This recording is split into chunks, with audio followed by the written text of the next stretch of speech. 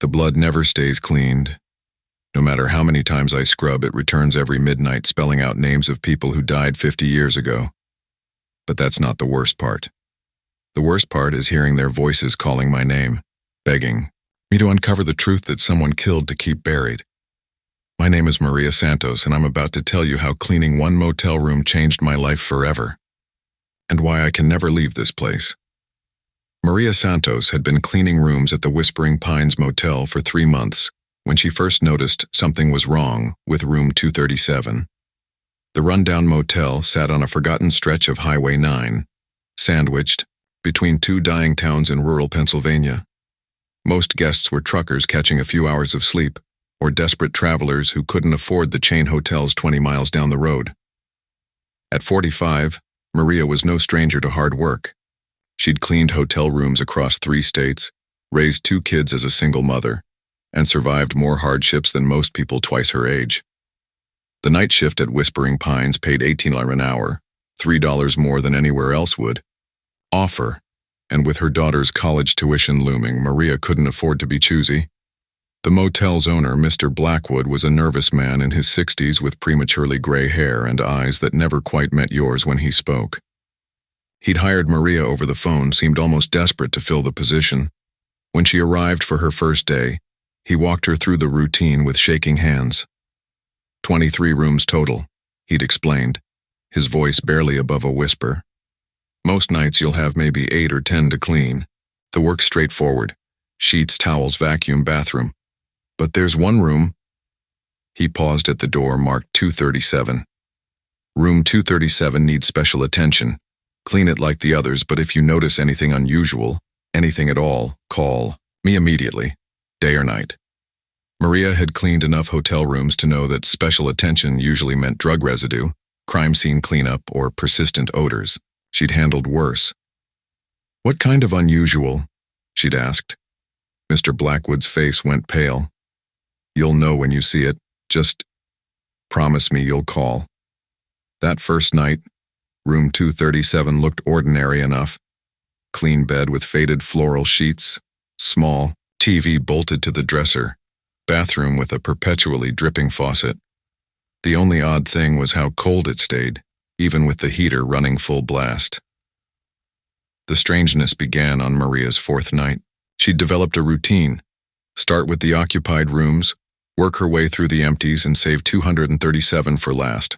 That night, she unlocked the door at 11:47 p.m. to find the room exactly as she'd left it, bed made, fresh towels folded, carpet, vacuumed to perfection. But when she returned at 6 a.m. to restock supplies, chaos greeted her. The mattress had been flipped and shredded, stuffing scattered across the floor like snow. Mirrors lay cracked, spiderwebbing outward from impact points. Dark stains covered the carpet in patterns that made Maria's stomach turn. They looked too much like blood. She called Mr. Blackwood immediately. He arrived within minutes, took one look at the room, and simply nodded. "I'll handle the cleanup," he said. "Don't worry about this room tonight." But Maria was worried. She'd worked late-night shifts for years and knew the sounds of breaking glass, moving furniture, human activity. Room 237 had been silent all night. The pattern repeated for a week. Clean room at midnight, destroyed by dawn. No sounds, no explanations. On her 10th night, Maria's curiosity overcame her caution. She positioned herself in the maintenance closet across the hall, door cracked just enough to peer through. At exactly 11:47 p.m., the temperature in the entire hallway dropped 20 degrees. Her breath became visible fog, and frost began forming on the window at the hall's end. The door to room 237 opened by itself. Maria pressed her eye to the crack and watched in horror as shadows moved inside the room. Not shadows cast by objects, but shadows that seemed to have substance, moving independently across the walls and ceiling. The whispers started soft, multiple voices speaking in unison. Remember us. Remember what they did? Remember the fire. Remember the screams. Furniture began moving on its own. The bed slid across the floor with a grinding sound that made Maria's teeth ache. The dresser toppled over, contents spilling everywhere. In the bathroom, the mirror exploded outward, glass shards floating impossibly in midair before arranging themselves into words. Blackwood Family Massacre, October 13th, 1973. Maria stumbled backward, knocking over a mop bucket. The crash echoed through the hall and suddenly everything went silent. The door to 237 slammed shut with such force that the entire building shook. The next morning, Mr. Blackwood found her sitting in the lobby, still in her cleaning uniform, staring at nothing. "You saw them, didn't you?" he asked quietly. Maria nodded, not trusting her voice. "I suppose it's time you knew the truth."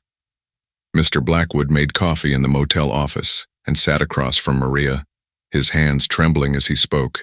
50 years ago, my family owned the house that stood where this motel is now. Big Victorian place, been in the Blackwood family for 3 generations. I was 16, the youngest of 8 children. He pulled out a yellowed photograph from his wallet, a family portrait showing a younger version of himself surrounded by parents, siblings, and grandparents. My father was a hard man but successful, made his money in timber and real estate. When he died, he left everything to be divided equally among his children. That's when my Uncle Richard showed his true colors. Maria leaned forward, sensing the weight of the story about to unfold. Richard was my father's younger brother. He'd always been jealous, always felt he deserved more. When the will was read, he discovered he'd been left only a small portion. Most of the estate went to my mother and us children.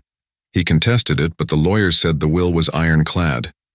Mr. Blackwood's voice dropped to a whisper. So he decided to eliminate the competition. On October 13th, 1973, I was supposed to be home for Sunday dinner. Instead, I went to my girlfriend's house. Teenage rebellion, you know? While I was there, Richard came to our house. He brought tools, claimed he was fixing a gas leak in the basement. What he really did was cut the gas lines and rig them to leak into the house's ventilation system. Maria felt her blood turn cold. He waited until everyone was asleep, then he lit a match and threw it through the kitchen window. The explosion could be heard for miles. By the time the fire department arrived, the house was completely engulfed. 7 people died that night. My parents, 4 siblings, and my grandparents who were visiting. The official investigation ruled it accidental, faulty gas lines. Richard played the grieving brother perfectly, even helped arrange the funerals. With everyone else dead, he inherited everything. The insurance money, the land, the business, all of it. But the dead don't always stay quiet, Maria, especially when they've been murdered. Mr. Blackwood explained that the hauntings began immediately after the motel was built on the property. Previous cleaning staff had quit within days, unable to handle the supernatural activity. Some had nervous breakdowns. One woman was found catatonic in room 237, mumbling about burned children and the truth hidden in smoke. I built this motel thinking I could make something positive from the tragedy, he continued, but they won't let me forget. Every night they return to that room, the room built directly over where our dining room used to be, where the family gathered for that last meal. Maria felt pieces of the puzzle clicking into place. Why room 237 specifically? Because that's where they died. The dining room was the heart of our home, where we celebrated holidays, birthdays, where we were supposed to feel safe. Richard made sure they died in the place they felt most secure. What happened to Richard? Mr. Blackwood's expression darkened. He lived for another 20 years spending the blood money, got away with it completely. When he finally died, I thought it was over. But the spirits, they don't want revenge on Richard. They want the truth to come out.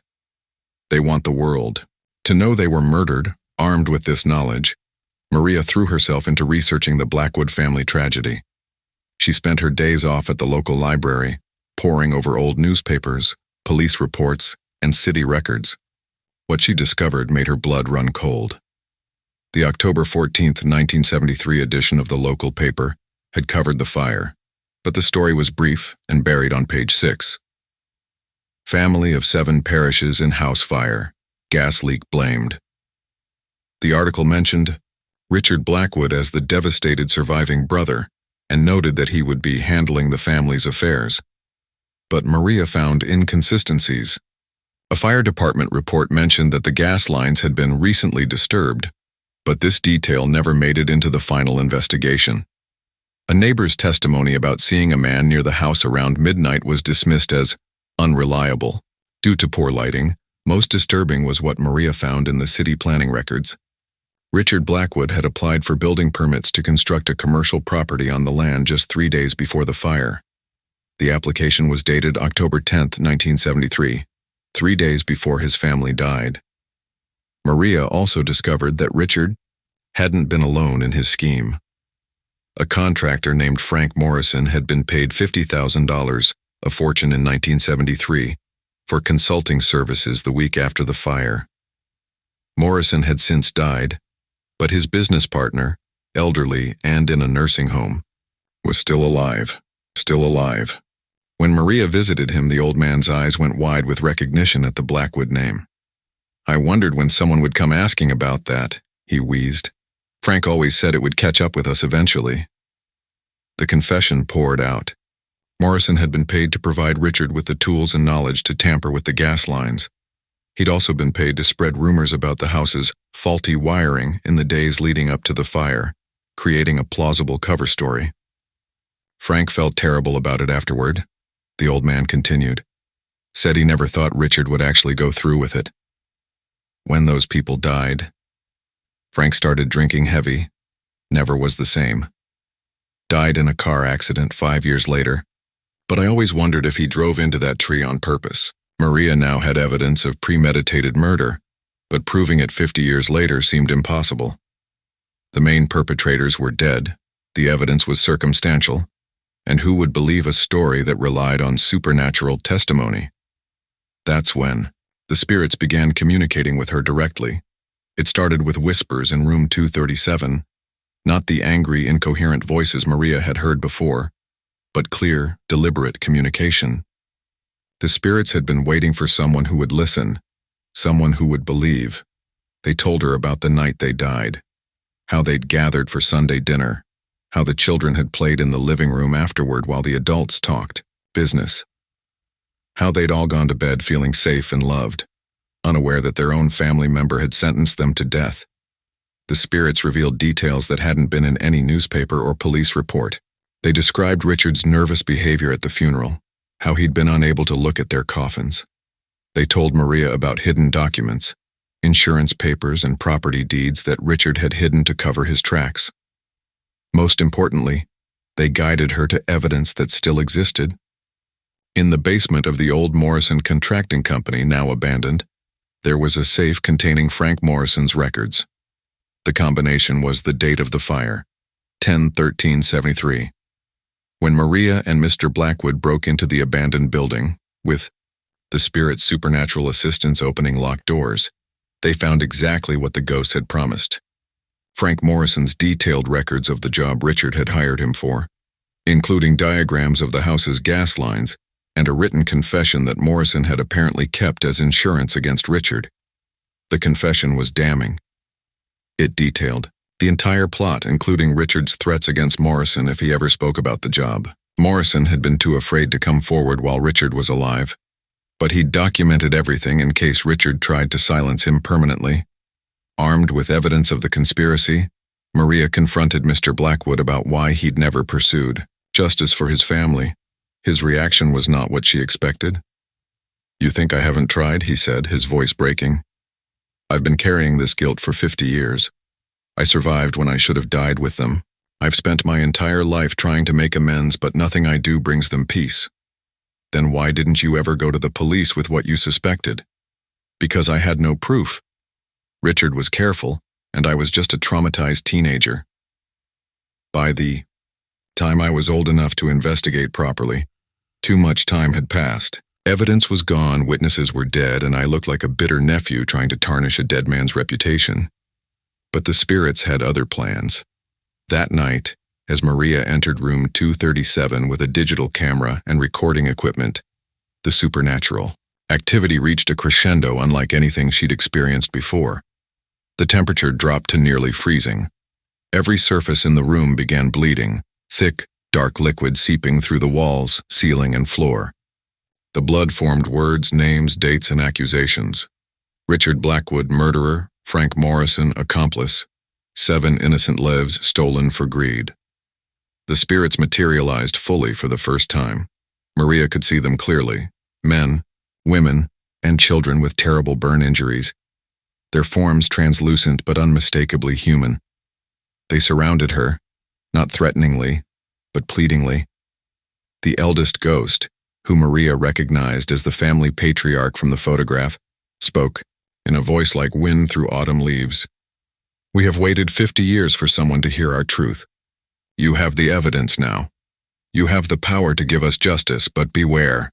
There are those still living who profited from our deaths." "What do you mean?" Maria asked. Richard did not act alone. Others knew, others helped, others still live, with blood money in their pockets.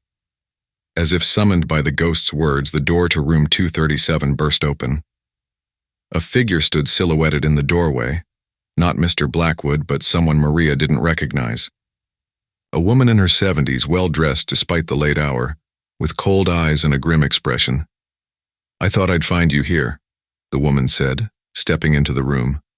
"I've been watching you dig around an old business that should stay buried." The spirits reacted violently to her presence. The bleeding walls began to shake and the temperature dropped even further. The woman seemed unaffected by the supernatural chaos around her. "Who are you?"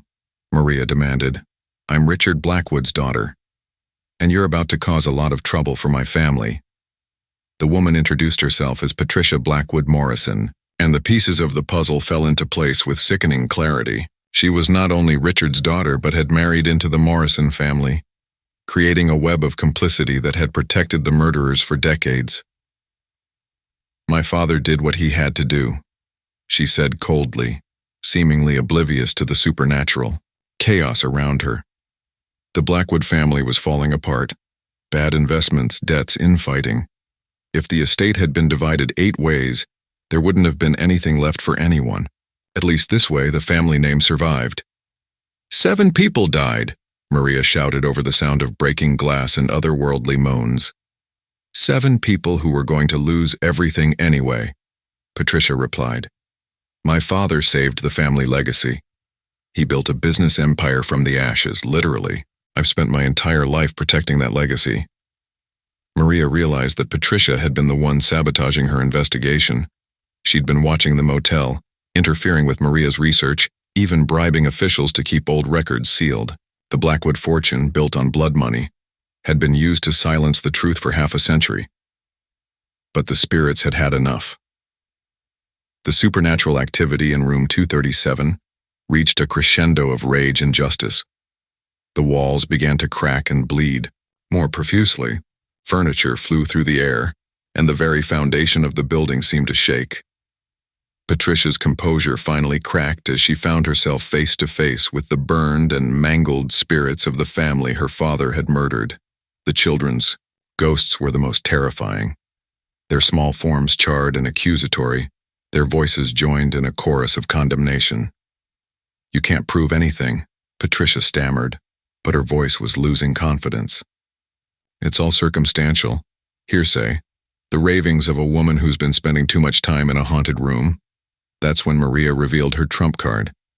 She'd been recording everything on her phone, not just the supernatural phenomena, but Patricia's full confession. The woman had admitted to covering up a mass murder, to using blood money to silence witnesses, to a lifetime of protecting killers. The spirits seemed to sense that justice was finally within reach. Their manifestations became less violent and more purposeful. The blood on the walls rearranged itself into clear, legible text. Testimony from beyond the grave, detailing the night of the murders with precision that no living person could have. Oust, as sirens wailed in the distance, Mr. Blackwood had called the police when he heard the commotion. Patricia made one last desperate attempt to destroy the evidence. She lunged for Maria's phone, but the spirits intervened. Invisible hands shoved her backward, and she fell hard against the wall. The police arrived to find Patricia unconscious, Maria standing over her with a phone full of recorded evidence, and room 237 finally, eerily quiet. The bleeding had stopped. The temperature had returned to normal. For the first time in 50 years, the spirits were at peace. Peace.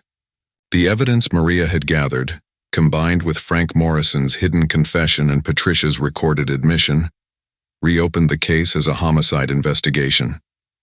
Even 50 years later, justice could still be served. Patricia Blackwood Morrison was charged with conspiracy after the fact and obstruction of justice. During the investigation, authorities discovered that she had used her inherited wealth to bribe officials, destroy evidence, and silence potential witnesses for decades. The Blackwood fortune, built on blood money, was frozen pending investigation. The case made national headlines. 50-year-old mass murder solved by supernatural evidence. Paranormal investigators from around the world flocked to the Whispering Pines Motel. The story inspired documentaries, books, and countless investigations into other cold cases with supernatural elements. Mr. Blackwood, finally free from the burden of his family's secret, donated the motel to a paranormal research foundation. Room 237 became a controlled environment for studying spirit communication and supernatural phenomena. The room was preserved exactly as it had been, but the violent manifestations ended. Maria became the motel's first official paranormal liaison, helping researchers and visitors understand the significance of what had happened. She discovered she had a gift for communicating with spirits, not just the Blackwood family but other restless souls who sought justice for crimes long forgotten. The Blackwood spirits still appeared occasionally, but their manifestations were peaceful now. They would appear to thank visitors, to share their story, and to remind people that some secrets are too dark to stay buried forever. The children's laughter could sometimes be heard in the hallway, and the scent of Sunday dinner would drift through the air. No longer a reminder of tragedy, but a celebration of family love that transcended death itself. 6 months after the truth came out, Maria stood in room 237 as the sun set over the Pennsylvania countryside. The room was quiet, but not empty. She could sense the presence of the Blackwood family watching over their former home with peaceful vigilance. "Every family has secrets," she said to the documentary crew filming her story. "But some secrets are too heavy for the living to carry alone. Sometimes, the dead have to help us find the truth." She walked to the window and looked out at the highway where travelers continued their journeys, most unaware of the justice that had been served in this unremarkable motel room. "The Blackwood family taught me that love doesn't end with death, and neither does the need for truth. Their spirits couldn't rest until the world knew they were murdered, not victims of an accident. They waited 50 years for someone to listen." Maria turned back to the camera, her voice strong and clear. "If you're carrying a family secret, if you know something terrible that happened and was covered up, remember this story. The truth has a way of surfacing even from beyond the grave. Justice may be delayed, but it's never truly denied, not when love is stronger than death itself." The sun disappeared behind the hills, and for just a moment, 7 translucent figures appeared in the window's reflection. The Blackwood family, finally at peace, finally home. What dark family secrets might be hiding in your own family history? After watching this incredible story unfold, you might be surprised to learn how many families have similar buried truths. The Blackwood case proves that supernatural phenomena often have roots in real human tragedy and injustice.